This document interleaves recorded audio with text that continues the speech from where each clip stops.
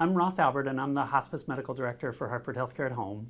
And I'm Andrea Peterson, and I'm one of the Associate Medical Directors for Hartford Healthcare at Home for Hospice in the Fairfield County region. And today, we wanted to talk about the subject around inpatient hospice. One of the common things we hear about from our hospital partners are questions around what inpatient hospice is, what it's not, and how we can help our patients best. And we know that this is often a really important time in the lives of patients and families, and everybody in the hospital is trying to make decisions in the patient's and family's best interest. Yeah, absolutely. You know, we both have been practicing long enough to remember, I think, times when it was considered appropriate to have patients in the hospital for their dying, that we could support them and tell them that we can keep them in the hospital, but we recognize things have changed. And it goes along with all the changes that we've all experienced in terms of regulations and Medicare in the last decade. Yeah, and probably the best parallel that we can talk about for people who practice in the hospital medicine is similar to the changes that have occurred in observation versus admission criteria.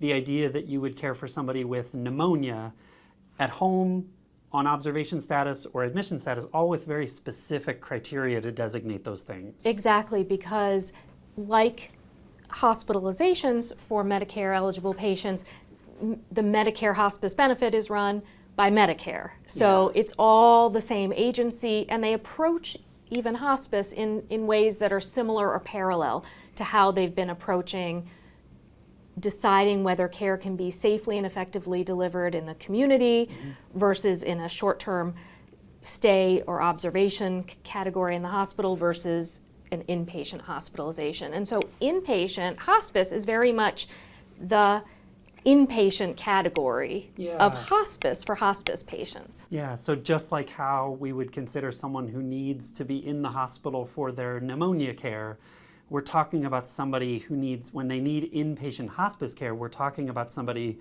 whose symptoms are so severe that they need to be in the hospital to receive the best care possible to support their symptoms. Exactly. And I think the picture that I have in mind is almost of somebody who needs not just inpatient care, but imagining someone who needs the level of attention of someone in the step down. The idea that they need frequent nursing assessments, they need medication adjustments, they need changes to their changes for their medicines to help keep them comfortable. Often I think these are patients who have quite complex disease processes or processes causing their symptoms. And so they may need kind of multimodal interventions, and as you're saying, the real thing is they really need rapid changes and adjustments in medication, kind of real-time evaluation about what's working, whether it needs to be changed or not, to ensure that they're really, really comfortable. Yeah, absolutely.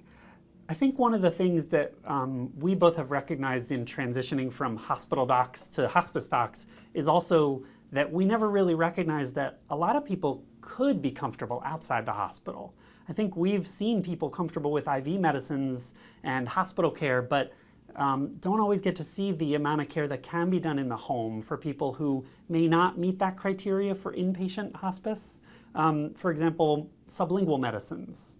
Tell me, what's your experience been I like think with that's that? so true. You know, when I would practice in the hospital, of course, we would use IV medications, and they're really effective, and you have a comfort level knowing, okay, I know how this works and that this can work. And it was really only after I became more and more involved in hospice medicine that I realized how effective some other routes of administration of medications really truly can be.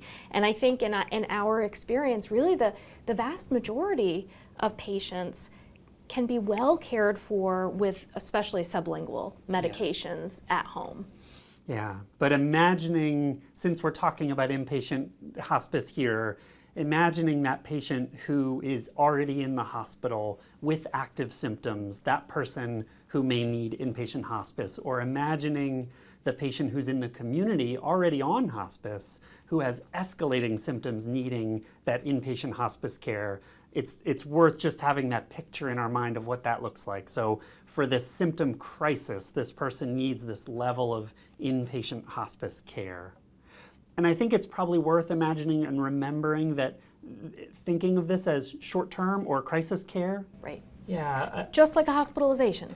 So, the goal often for our hospice patients would be to try to help their symptoms be stabilized, help them be comfortable on a regimen that then can be transitioned to another level of care safely, comfortably, and effectively. And really what we're thinking about is the patient's symptoms. Right, and one of the things we get asked a lot about is that question around symptoms as opposed to caregiving. So if somebody needs a 24-hour caregiver but their symptoms are well controlled, Medicare wouldn't see that as needing that inpatient hospice, GIP level hospice of care. And that's really important for us all to understand, because often in the hospital, around the time when a hospice decision is being made, caregivers can be very overwhelmed.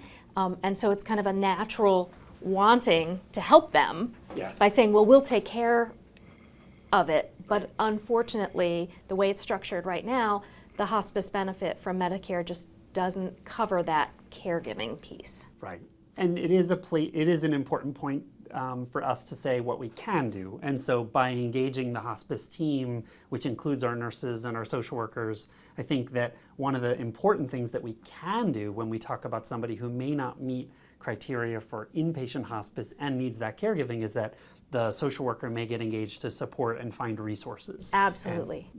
And so that certainly may help a family who's feeling that feeling of overwhelm in that moment to support them. Exactly. And so I kind of what you're saying is the family's not going to be alone. We have resources to bring to help them engage, even if they need to find private help, they need to engage private aides. It's not going to be all on them to do all that research and find all that. Our social workers can help with that, or the other folks in the team can help with some of that, and really help with that setup and transition. Yeah, so we're thinking about these patients who need inpatient hospice care. Again, we're imagining that person who needs their IV medicines, their adjustments of medicines for that crisis of symptom management. We imagine that many of them likely could be hopefully stabilized with their symptoms and transitioned out of the hospital. We know that a lot of people, when we ask them, would prefer not to pass away in the hospital. And so stabilizing and supporting them to get out of the hospital is often in alignment with what patients and families are asking us for. We know there are tough situations that arise for our hospital partners. We take care of people who may be close to passing away, close to dying, but not symptomatic. And so we may even have conversations with them where a person in that situation may not be inpatient hospice appropriate, although they're certainly hospice appropriate. And I think it's a parallel conversation again to the challenges we face with observation, with admission, the idea that we want to take care of people. We recognize that people want to do the best thing for our patients. Sometimes supporting them with that inpatient hospice care is the right thing to do. Sometimes supporting them and then getting them home is the right way to take care of them. And other times really working and saying if the patient is comfortable, we may have a short window to try to transition them out of the hospital and get them somewhere else before they become too unstable to support. Right. Yeah. And I think those are all really important conversations that our whole team is eager to engage with hospital and other physicians and providers around. Like what can we do? How can we all work together as a team to help support this patient and family? Great, yeah, and I think that last point is really important, just to emphasize that we're here to be a support. That whether it's to reach out to Dr. Peterson or to myself, whether it's to reach out to our team managers or our team representatives, if there's questions around navigating these regulation questions as well as care questions, that we're here to support and help in any way we can. Absolutely. If there are questions about why we think somebody may or may not be inpatient hospice appropriate, and how we can try to work in the community to help support them, we're always available and happy to engage in those conversations. Excellent. We really hope this was helpful to try to figure out and walk through some complex parts of hospice care. And again, our hope is always to give the best care for our patients and support our patients and our families as best we can. Thank you so much.